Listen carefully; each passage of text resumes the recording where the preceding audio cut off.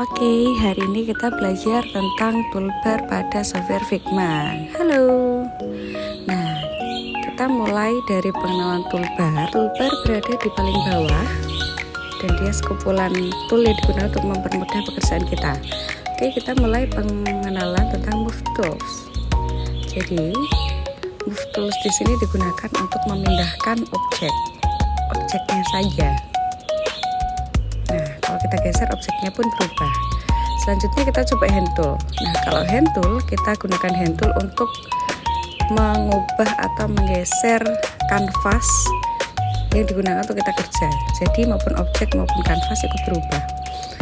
Kemudian kalau scale tool digunakan untuk memperbesar atau memperkecil dengan skala tertentu. Jadi dia bentuknya tidak akan berubah, size, lebar dan tingginya pasti terus sama.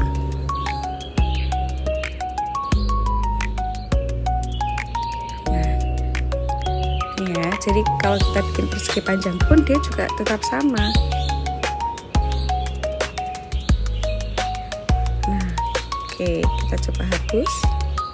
Selanjutnya kedua adalah toolbar bernama frame. Jadi frame ini adalah ibaratnya kita tuh mau bikin apa, kita pilih mulai dari frame. Jadi frame itu tempat kerja kita. Banyak sekali tadi ada iPhone, tablet dan lain sebagainya. Nah, itu ada dari tablet, desktop. Figma juga bisa bikin presentasi, kemudian watch, kemudian paper. Kemudian bisa juga menggunakan berbagai pengelolaan sosial media ya, dari Facebook, Instagram dan lain sebagainya. Kemudian ada Figma Community, juga support sekali. Oke, jadi kita coba pilih salah satu. Kali ini kita mencoba iPhone 14 dan 15 Pro.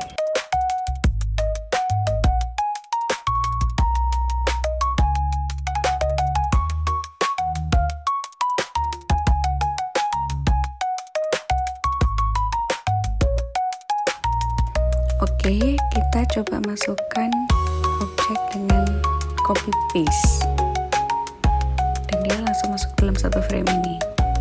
Selanjutnya kita mau coba toolbar di section. Jadi section ini adalah fungsinya untuk mengkategorikan atau untuk mengelola frame yang ada di Figma agar kita mudah dalam melakukan pekerjaan. Contohnya ini ya, kita kasih nama sectionnya login, kemudian ada login input gitu ya, ini bebas sih namanya. Kemudian kita coba lagi bikin kategori 2, section yang kedua, nanti bisa kita isi dengan menu dan lain sebagainya. Selanjutnya kita coba toolbar slice. Jadi slice ini digunakan untuk memotong bagian tertentu. Nih, contohnya seperti ini.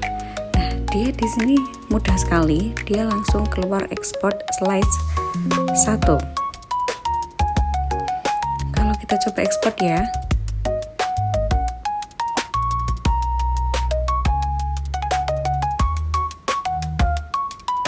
Oke. Export ini sebetulnya dia akan keluar ada di file.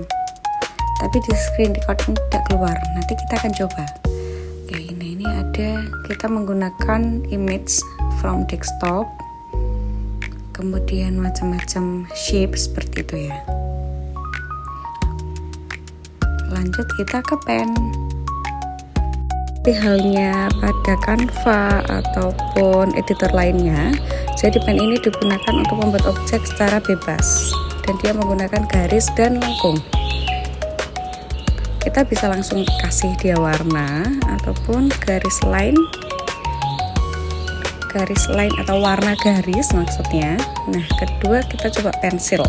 Jadi pensil ini pun juga menggambar secara bebas, tapi dia juga tetap bisa diatur dengan cara klik kanan kemudian edit objek. Dan tetap kita bisa kasih warna ketika titik bertemu dengan titik.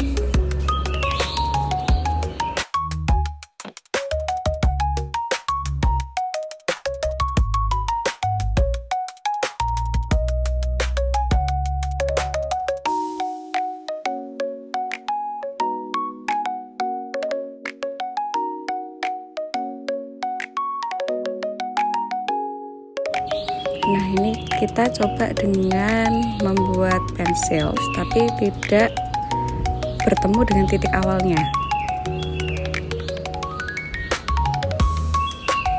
Nah, ini dia tidak bisa ya, dia tidak akan merespon karena titik awal tidak bertemu dengan titik akhir.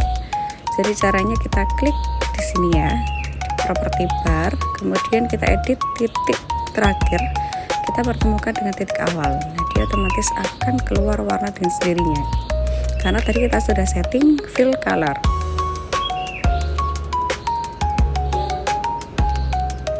Oke, selanjutnya kita coba teks, toolbar teks seperti biasa. Ini akan membuat segala jenis teks. Kemudian kalau teks path itu berfungsi, dia sudah membuatkan pola lengkung seperti kalau yang kita implementasikan sehari-hari kayak cap seperti itu ya, logo. Ini sangat memudahkan sekali.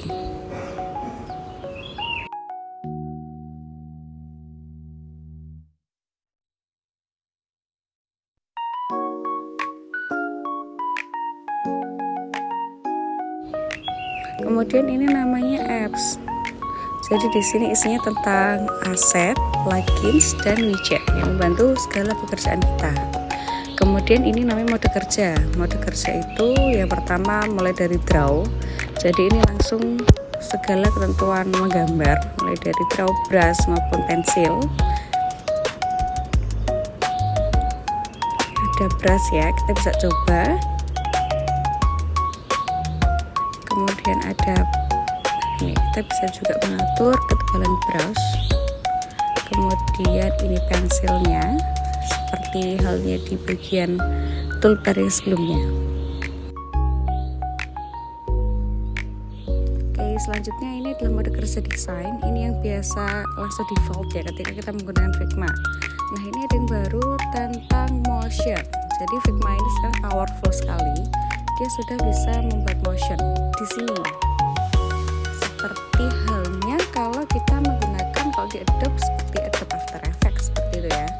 Jadi dia sangat powerful. Jadi itu adalah gambaran tentang toolbar di Figma. Ayo kita belajar lebih lanjut. See you.